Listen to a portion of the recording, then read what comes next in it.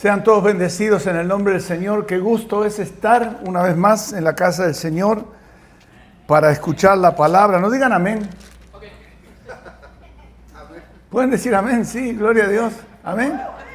O sea, amén, amén. Estamos de acuerdo en que es un gozo estar en la casa del Señor. ¿No me van a poner traductor hoy a mí? Es que desde que perdió Argentina estoy hablando como español. Entonces yo pensé que iban a ponerme un traductor. ¿Vale? Me voy entonces. Me voy de regreso a España. Qué alegría. Qué gozo es servir al Señor. Y gracias por las alabanzas. Qué precioso mensaje. Pero la palabra tiene un mensaje también el día de hoy para todos nosotros. Y vamos a estar tratando de responder esta pregunta. ¿Qué sucede cuando no dejamos que Dios sea Dios? ¿Qué sucede cuando no dejamos que Dios sobre, que Dios trabaje, que Dios cumpla su voluntad en cada una de nuestras vidas? Y les invito a que abramos la Biblia, luego lo vamos a leer todos juntos, en Mateo capítulo 21. Seguimos estudiando el Evangelio según San Mateo. Y en ese capítulo 21 se da una particularidad porque comienza a transitar, a desarrollarse la última semana del ministerio terrenal de Jesús. Todo comienza con su entrada triunfal a Jerusalén, la purificación del templo, la maldición de la higuera, la puesta en duda de su autoridad. Y luego él va a hacer referencia a dos parábolas. Las parábolas son pequeñas historias sencillas, cortas, que se dan para tratar de ejemplificar o de materializar o de enseñar una verdad espiritual. Pero en este capítulo también encontramos a Jesús confrontando a los líderes de la época, a los líderes religiosos que no solo cuestionaban su autoridad, sino que también buscaban su caída. Y Jesús le va a hablar de manera abierta, clara, precisa, para que entiendan que una religión sin fruto es una religión fútil, inútil, vacía, no sirve. Y el relato bíblico nos permite visualizar que hay momentos de gran tensión donde Jesús confronta a esos líderes religiosos. ¿Por qué? Porque ellos mantenían una posición muy obstinada, rechazaban al Mesías y se encerraban en un legalismo que les enceguecía y no les permitía ver con claridad que Jesús era el Mesías prometido. Y Jesús los enfrenta. Y Jesús les va a hablar a través de estas parábolas para darle a entender, para darle a conocer y para enseñarles que Dios había enviado al Mesías, que su reino se había acercado y que Dios quería una respuesta de parte de aquellos que recibían el mensaje. Jesús había entrado a Jerusalén y comienzan a darse una serie de sucesos. Y en medio de esos sucesos se manifiesta claramente el carácter de Jesús.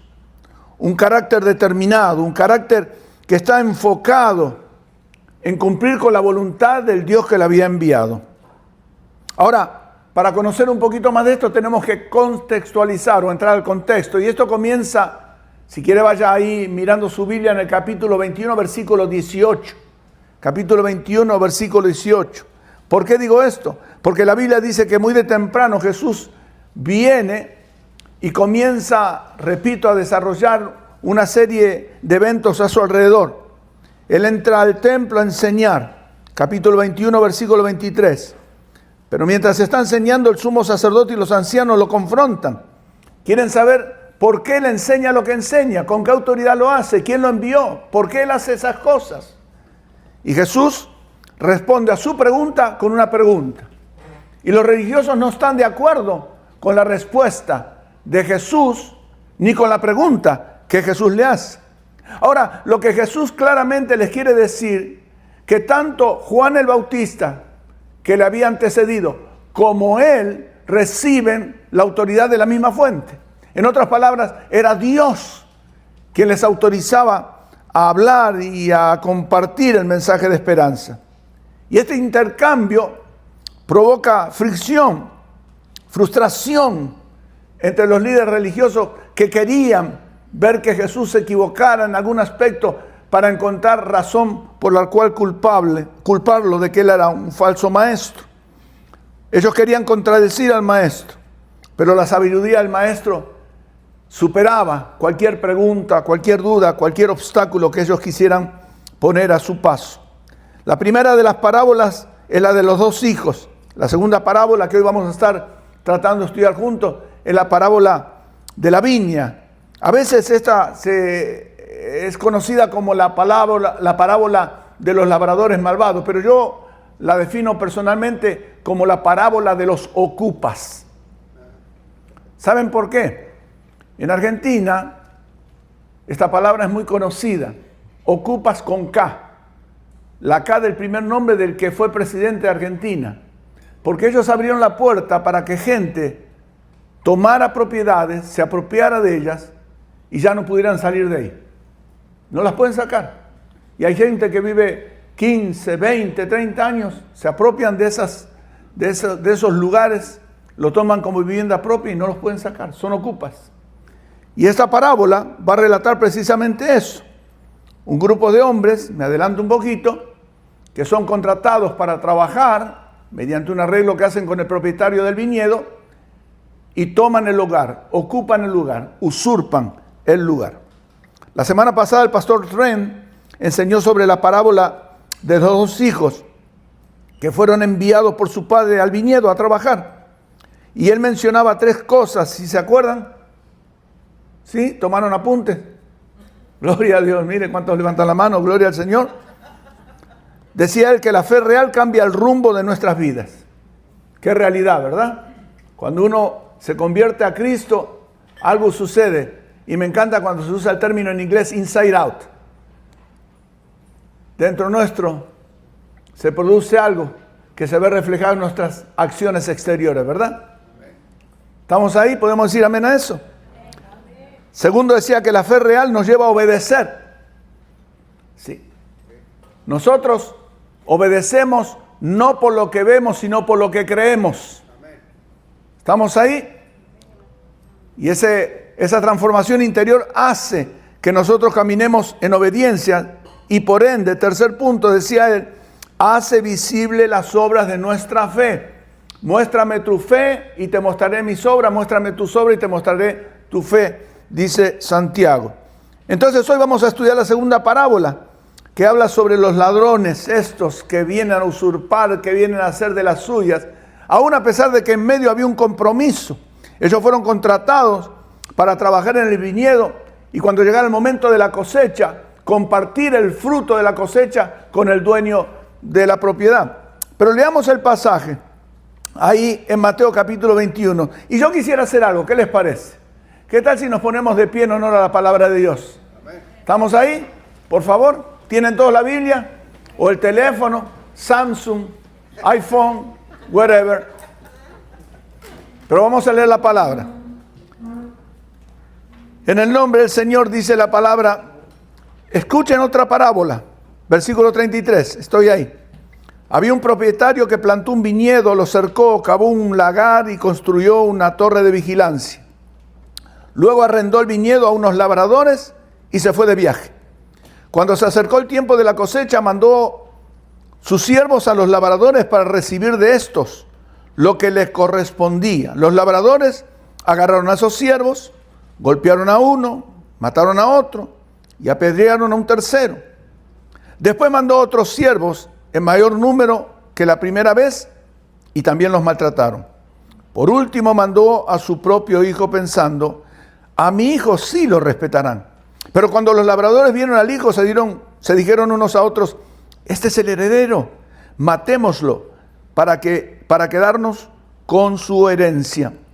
Así que le echaron mano, lo arrojaron fuera del viñedo y lo mataron. Ahora bien, cuando vuelva el dueño, ¿qué hará con esos labradores? Me detengo un segundo. Él les pregunta a los líderes religiosos y ellos contestan, hará que esos malvados tengan un fin miserable, respondieron.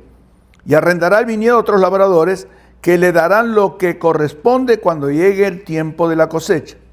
Les dijo Jesús, ¿no han leído nunca en las Escrituras la piedra que desecharon los constructores ha llegado a ser la piedra angular. Esto ha sido obra del Señor y nos deja maravillados. Por eso digo que el reino de Dios se les quitará a ustedes y se le entregará a un pueblo que produzca los frutos del reino. El que caiga sobre esta piedra quedará despedazado y, si ella cae sobre alguien, lo hará polvo.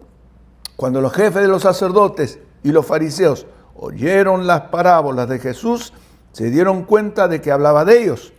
Buscaban la manera de arrestarlo, pero temían a la gente porque ésta consideraba que él era un profeta. Oremos. Padre, gracias quiero darte en esta hora por la bendición de estar en tu casa de oración y por el privilegio de poder compartir el mensaje de tu palabra. Oro, Padre, con profunda convicción, sabiendo que no es uno, sino que eres tú que va a hablar a su pueblo. Ministra de tal manera que no salgamos como hoy entramos. En el nombre de Jesús te lo pedimos y todos decimos amén. Pueden sentarse. Gloria a Dios. En esta parábola encontramos 6 personajes que es bueno destacar para que usted entienda un poquito mejor todo lo que vamos a decir. Primero, el dueño del terreno, que es tipo de Dios, símbolo de Dios. Segundo, la viña, que es tipo de Israel, símbolo de Israel. Tercero, los labradores o agricultores, que simbolizan el liderazgo judío, que se oponía desde luego a Jesús. Cuarto, los siervos del dueño. Estos son los profetas, que permanecieron obedientes y predicaban la palabra de Dios. Esos que fueron enviados para recibir lo que al dueño le correspondía en base al trato que habían hecho. Quinto, el hijo, que es símbolo tipo de Jesús. Y sexto, los labradores, los gentiles, estos que usurparon el terreno.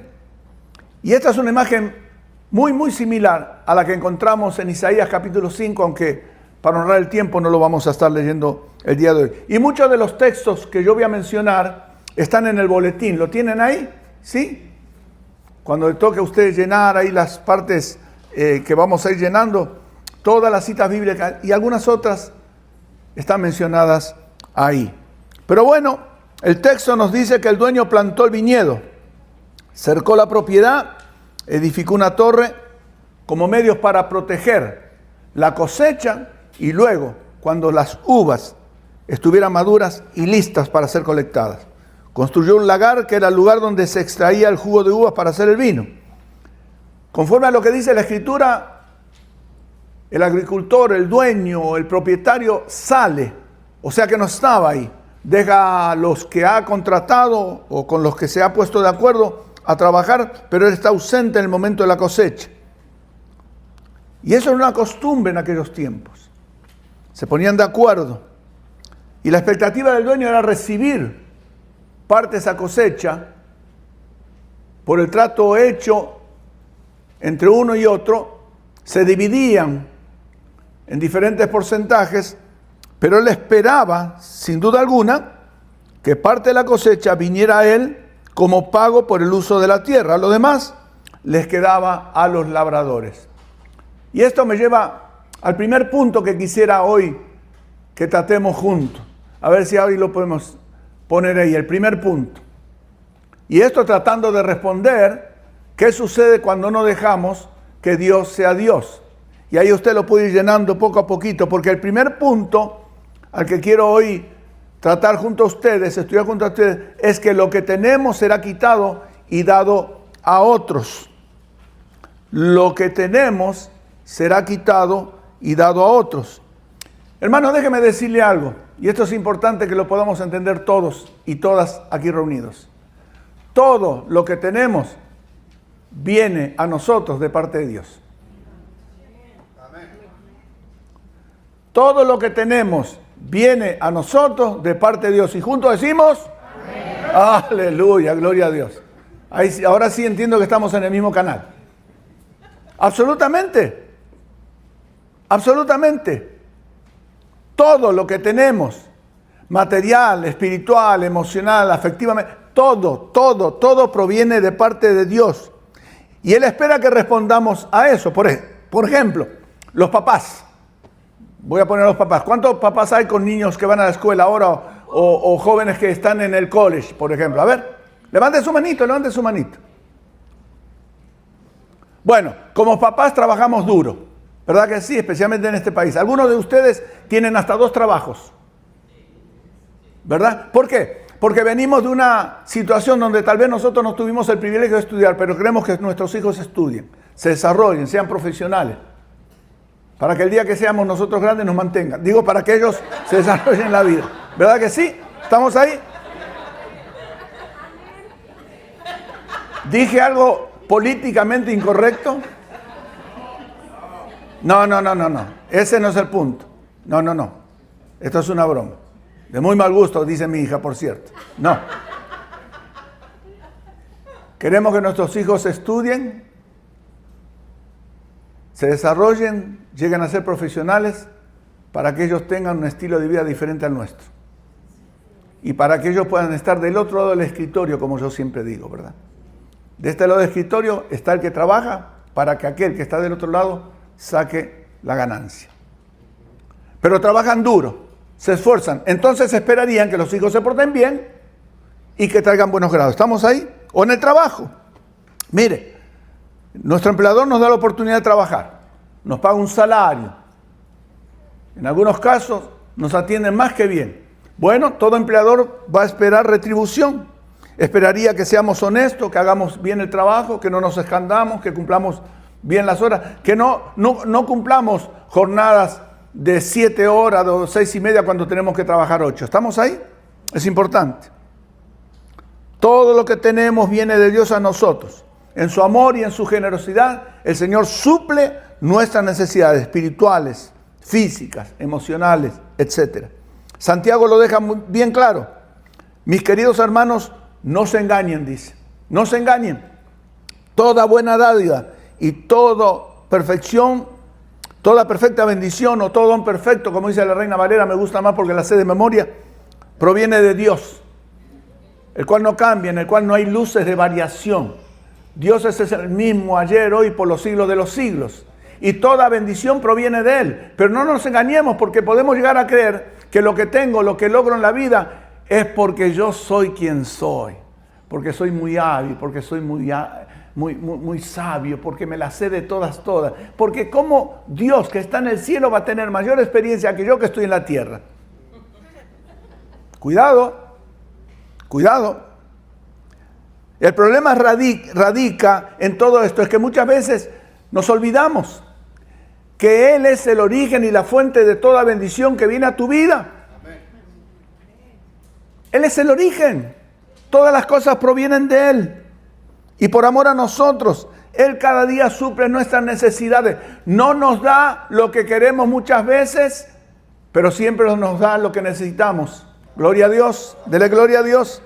Entonces, podemos llegar a creer que todo lo que recibimos, que todo lo que logramos, que todo lo que tenemos, y que de hecho nada nos vamos a llevar, por cierto, lo tenemos, lo logramos, lo hemos alcanzado porque nosotros somos muy hábiles. Y eso puede hacer que nosotros usurpemos el lugar de Dios. Cuidado con eso. Es muy peligroso. Y escucha, estoy hablando de manera inclusiva. Inclusiva, porque yo he cometido ese error. Yo me recuerdo que cuando yo era electricista, hace muchos años, usted no había nacido, y ganaba muy buen dinero. Sí, yo estoy hablando, hace cerca de 40 años atrás, yo sacaba cheques de $1,000 y pico semanales. Tenía 3 carros, tarjeta de crédito, todas las que usted quiera, las tenía. Sí. Y el Señor me estaba llamando al ministerio y yo no quería saber nada. Y un día llego al trabajo, estábamos construyendo la cárcel en Lancaster. Las puertas están cerradas, están encadenadas, la empresa quebró. Y como decimos en mi país, me quedé sin el pan y sin la torta. Sin nada. Entonces, Dios me está enviando el mensaje. Si no quieres atender mi llamado por las buenas, vas a tener que pasar una situación difícil. Easy way, hard way. Y el Señor me disciplinó. y perdimos todo. Y digo perdimos todo porque con mi esposa, con mis hijas pasamos un momento bien difícil. Y luego pasé varios meses en cama hasta que el Señor me levantó y entendí que Él me estaba hablando. ¿Por qué? Porque yo había quitado a Dios del lugar que Él merece tener en mi corazón y había puesto el yo en ese lugar, creyendo que yo era. ¿Se recuerdan ese canto que dice, y yo sigo siendo el rey? ¿Sí? ¿Cuántos reyes hay acá? Y sacerdotes, perdón. Gloria a Dios. Entonces, a lo que quiero llegar es que con facilidad olvidamos eso.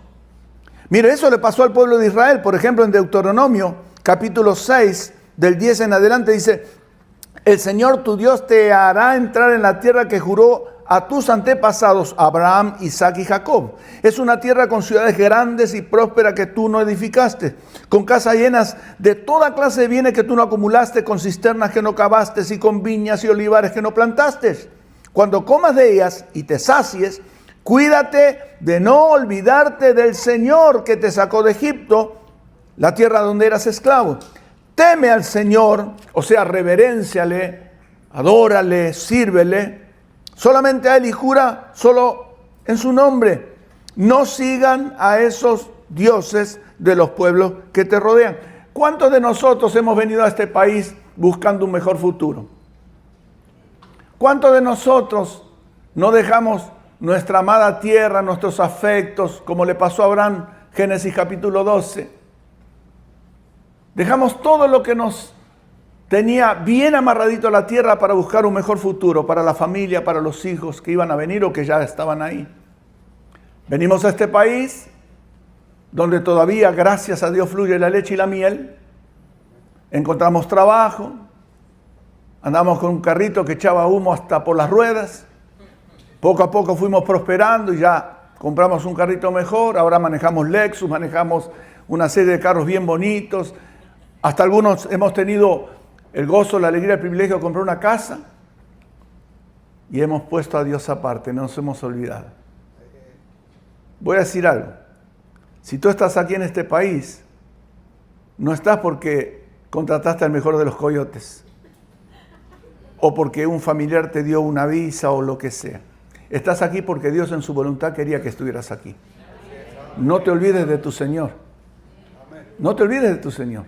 No nos olvidemos que estamos aquí por la gracia y la misericordia de Dios. Por eso dice el profeta Samuel, hablándole a Saúl, ¿se recuerdan? Hoy mismo el Señor ha arrancado de tus manos el reino de Israel y se lo ha entregado a otro más digno que tú. Dios le había dado instrucciones específicas a Saúl y él se desesperó. Se desesperó cuando iba a pelear con los amalecitas. E hizo lo que no debía de hacer. Se tomó atribuciones que no le correspondían. Y Dios le quitó el reinado y se lo dio a David. Por eso Jesús en el versículo 42 cita el Salmo 118, versículo 22, haciendo referencia a los judíos que rechazaron la piedra angular. La piedra angular, y acá hay varios que trabajan en construcción, es la base principal de toda construcción. ¿Por qué? Y por ahí tenemos un arquitecto que viene de allá de Tijuana, ¿verdad? Mi hermano Osvaldo Luis, tocayo mío. Sirve como base, guía de nivel y punto de referencia para alinear todo el muro y el resto de la estructura. El Mesías vino a los suyos y los suyos le rechazaron. Por tanto, sería quitado y dado a los gentiles para que ellos dieran el fruto esperado por Dios. Ahora, acá quisiera reflexionar medio segundo porque el tiempo avanza rápidamente. ¿Cuántos de nosotros, incluso siendo cristianos, habiendo llegado a este país, poco a poco nos hemos olvidado de Dios? ¿Cuántos de nosotros?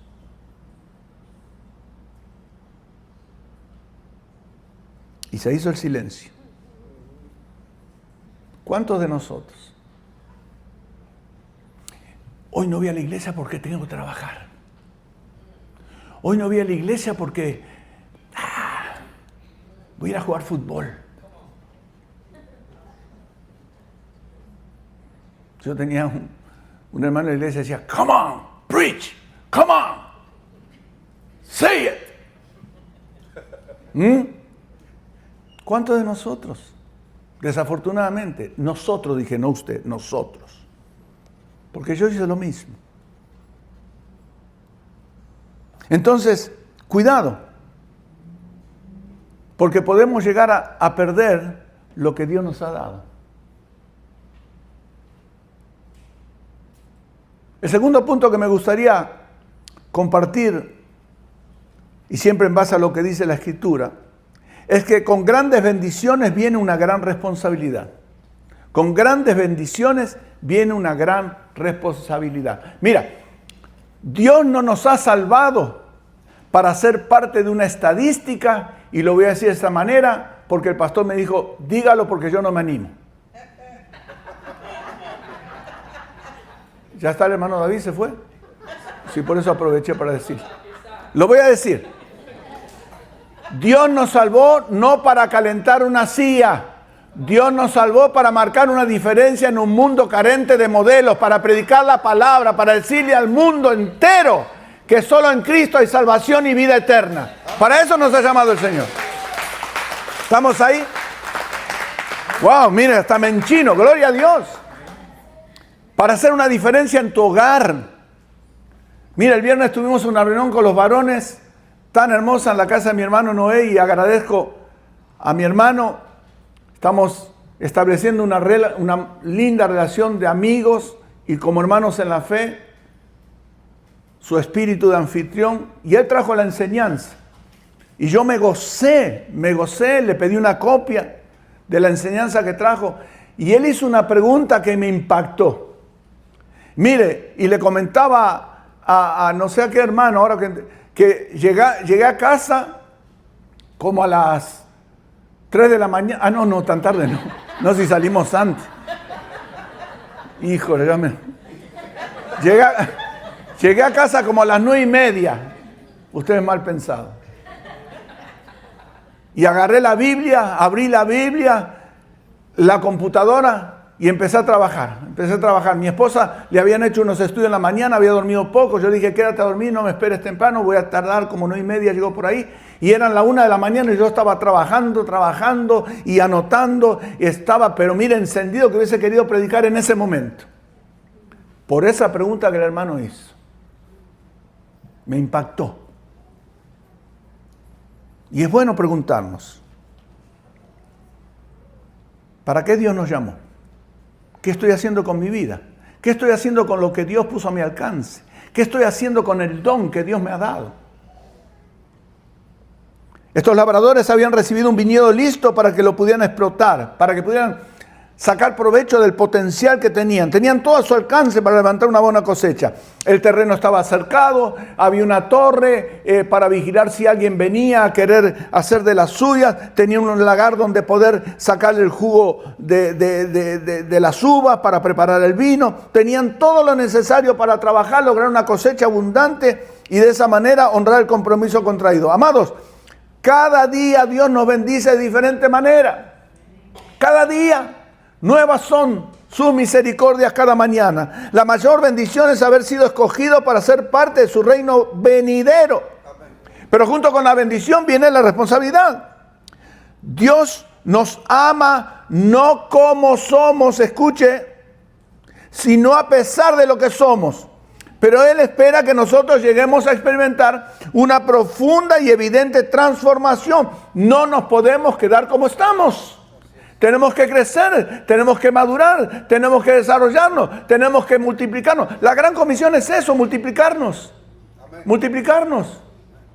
Ir a todas las naciones y predicar el evangelio y hacer ¿qué? Discípulos, seguidores de Cristo, no seguidores de uno, seguidores de Cristo. En otras palabras, tenemos la responsabilidad de representar a Cristo ante el mundo que nos rodea. Tenemos la responsabilidad de brillar como luminares en medio de una generación perversa, dice el apóstol Pablo. En un mundo carente de luz, en un mundo sumido en la oscuridad del pecado, nosotros tenemos que brillar. ¿Estamos ahí? Juan 15:16 dice, no me escogieron ustedes a mí, sino que yo los escogí a ustedes y los comisioné para que vayan y den fruto, un fruto que perdure. Así el Padre les dará todo lo que pidan en mi nombre. Ahora, ¿a qué fruto hace referencia Juan? Al fruto que revela el carácter cristiano, las virtudes divinas, las buenas obras y la obediencia que son el resultado de estar unidos a Él, de estar junto con Él. Recordemos lo que se decía la semana pasada. Voy de nuevo. La fe real nos motiva a hacer lo que Dios dice, no lo que nosotros pensamos. Esa es la fe real. Tercer punto. Me voy rápido porque solo me queda hora y media. Tercer punto. La religión sin fruto de justicia, misericordia y obediencia no tiene valor alguno. No tiene valor alguno. Sin el fruto de justicia, misericordia y obediencia. Y en este pasaje podemos ver a estos hombres actuando totalmente falto de justicia, sin misericordia, desobedientes. Miqueas capítulo 6, versículo 8 dice, Él te ha mostrado, oh mortal, lo que es bueno. ¿Y qué es lo que espera de ti el Señor? Practicar la justicia, amar la misericordia y caminar humildemente ante tu Dios. Mire, los líderes religiosos de aquel momento conocían los escritos del Antiguo Testamento, conocían la ley, conocían el poder de Dios. Sin embargo, su legalismo obcecado les cegaba haciendo que ellos actuaran primero en base a la ley y no en base al amor al prójimo. Y Jesús dijo, amarás a tu prójimo de la misma manera que tienes que amar a tu Dios. Amas a Dios, amas a tu prójimo. Y con mayor razón al prójimo, al que vemos, con el que hablamos, con el que convivimos, con el que compartimos. Ahora, déjeme partir esto en tres aspectos. Primero, los labradores actuaron injustamente contra el dueño del viñedo, matando a los que venían a pedir la parte de la cosecha que le correspondía al dueño de la propiedad. Mataron hasta a su hijo. Prefirieron darle la espalda al dueño. Y esta es la actitud que simboliza en grande manera lo que sucede hoy en día. Hablamos de Cristo y la gente nos da la espalda.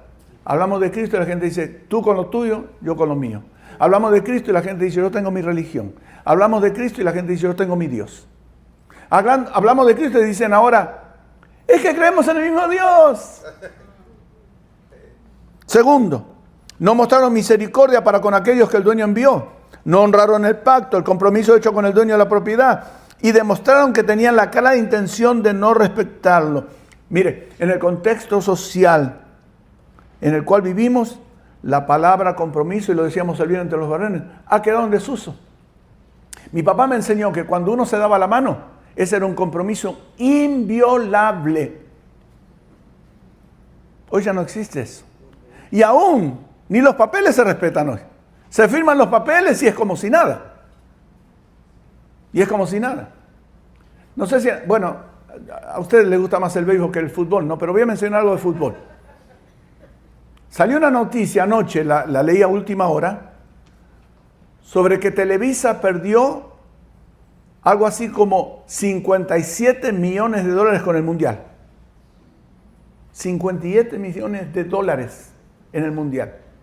Y por eso, cuando la FIFA ahora se le ocurrió, bueno, al presidente, esa buena idea de vender el fútbol a sociedades anónimas y a capitales privados, todo el mundo se opuso, menos la Federación Mexicana de Fútbol. ¿Por qué? Porque Televisa quiere recuperar ese dinero. Qué interesante, ¿verdad? Y la federación le dijeron, no, lo primero es el fútbol, no el negocio. Televisa quería el negocio. Y obvio, como cualquier empresario, invierte y espera resultado. En otras palabras, digo esto ¿por qué? Porque no hay compromiso. La palabra ya no tiene ese valor que tenía antes. El otro no importa, solo importo yo. Tercero, ellos habían contraído una obligación, debían trabajar, levantar la cosecha y darle al dueño del terreno su parte. Sin embargo, desobedecieron las reglas acordadas. Y acá viene otra reflexión. ¿Cuántas veces nosotros le damos la espalda a Dios? ¿Cuántas veces nosotros, de manera consciente o inconsciente, por comisión o por omisión, violamos las reglas establecidas por Dios? ¿Cuántos de nosotros desobedecemos los mandatos de Dios sin medir las consecuencias, solo porque queremos hacer lo que nos gusta hacer? No lo que deberíamos de hacer, sino lo que nos gusta hacer. ¿Cuántos de nosotros? Mire, yo me agarro la mano porque la mano se quiere levantar y digo, quieto, ¿qué es esto? Si usted cree que yo hablo para acusar, no hablo, porque esto es experiencia propia. Por eso cada día yo tengo que ir al Señor y arrepentirme, pedirle perdón por mis pecados, todos los días. Y doy gracias a Dios porque acudo a un Dios que es bueno, fiel, generoso y perdonador. ¿Cuántos alaban el nombre del Señor? Finalmente, y el último punto. Solo el necio confunde la paciencia de Dios con su aprobación. Solo el necio. Cuarto punto. Confunde la paciencia de Dios con su aprobación. Mire, el dueño había enviado a varios de sus siervos quienes fueron maltratados e incluso uno fue asesinado. Entre ellos, el hijo del propietario. Tal vez ellos equivocadamente pensaron que al matar al hijo, el dueño, bueno, ya no va a insistir. ¿Saben qué? Matemos al hijo, el hombre se va a quedar calmado, se va a asustar, tal vez ya no va a insistir, y nosotros nos quedamos con la propiedad. Amados, muchas veces nosotros también podemos llegar erróneamente a pensar que el silencio o la falta de acción de parte de Dios significa que Él aprueba nuestros actos. Vivimos como nos da la gana, hacemos lo mejor que nos parece, y si nos llama la atención solemos decir, no pasa nada. Ese es un dicho que cuando nosotros vamos con mi esposa o hemos ido con mi hija argentina, ay, a mí me molesta tanto. Usted dice algo y salen los argentinos. No como yo, que yo soy humilde, pero salen ellos y dicen, y mire lo que le dicen, mire, no pasa nada, ¿viste? No pasa nada, no pasa nada. Así, uy, pone muy nervioso. Y solemos decir, no pasa nada. No pasa nada. O Dios es amor, ya nos perdonó. Dios es amor. ¿Cómo te va a juzgar? ¿Cómo te va a condenar? Sin embargo, debemos de considerar que su aparente tardanza tiene el propósito de darnos tiempo para que reflexionemos, para que corrijamos el rumbo. No es necesariamente una señal de que está de acuerdo con lo que hacemos. Por eso dice Jeremías, escudriñemos nuestros caminos y volvamos al Señor. Escudriñemos, porque muchas veces nuestro camino equivocado hace que nos separemos de Dios, nos apartemos de Dios, nos alejemos de Dios. Tenemos que hacer un autoanálisis diario. Porque diario nos equivocamos. ¿A poco no es cierto lo que estoy diciendo? ¿Verdad que sí? Gracias, mujeres. Mire, los hombres nadie dijo amén, pero ustedes sí. Segunda de Pedro 3:9 dice, el Señor no tarda en cumplir su promesa, según entienden algunos la tardanza. Más bien, Él tiene paciencia con ustedes porque no quiere que nadie perezca, sino que todos, dice la Reina Valera, me encanta, procedan al arrepentimiento. Y ahí Él está hablando a la iglesia. ¿Por qué perezcan? Porque cuando uno peca y no se arrepiente y no pide perdón, comienza a morir espiritualmente, ¿verdad que sí? Como que se va secando si deja pasar el tiempo. Y Dios no quiere eso. Dios quiere que tú tengas, al igual que yo, una vida plena, gozosa, brillante.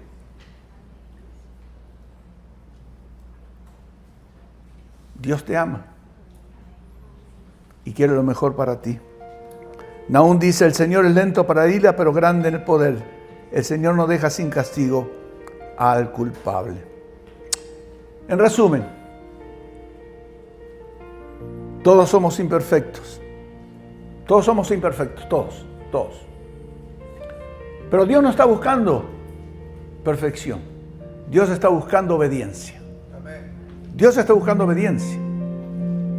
Dios está buscando que nosotros dejemos que Dios sea Dios en nuestras vidas. Que Él tome control, que Él tome la dirección. Como cuando vas en tu carro manejando. Hacía un comentario esta semana con alguien y me dijo, sí, es que íbamos a 85 por hora. Hermano, pero entonces ya el Espíritu Santo, no, le digo, el Espíritu Santo a los 70 se bajó. Dios no quiere eso. Dios quiere manejar tu vehículo, porque Él sabe el destino al cual Él quiere que tú llegues. Conocer la Biblia, ser disciplinado, seguir las reglas es bueno, pero no es suficiente, como le sucedía a los fariseos, a los escribas, saduceos de la época. Nosotros somos embajadores de Cristo y representantes del reino. Vivimos en medio de una sociedad que rechaza a Dios y carece de modelo, y nosotros tenemos que modelar. Por tanto, no se trata de cuánto sabemos de la Biblia, sino de cuánto practicamos lo que de ella hemos aprendido. Amén. No teoría, práctica. En nuestro trato con la gente que nos rodea, lo importante será modelarles a Cristo, manifestar el carácter de Cristo, enseñarles que, como dice Pablo en Gálatas 2:20, hemos sido crucificados con Cristo y ya no vivimos nosotros, sino que Cristo vive en nosotros, y que lo que ahora vivimos en el cuerpo, en la carne, lo vivimos por la fe en el Hijo de Dios, quien nos amó y dio su vida por nosotros en la cruz. ¿Por qué? Porque somos nueva criatura, las cosas viejas pasaron y aquí todas son hechas nuevas. Entonces dejo 4 cosas en tu corazón. Ponte de pie. Dejo estas 4 cosas en tu corazón.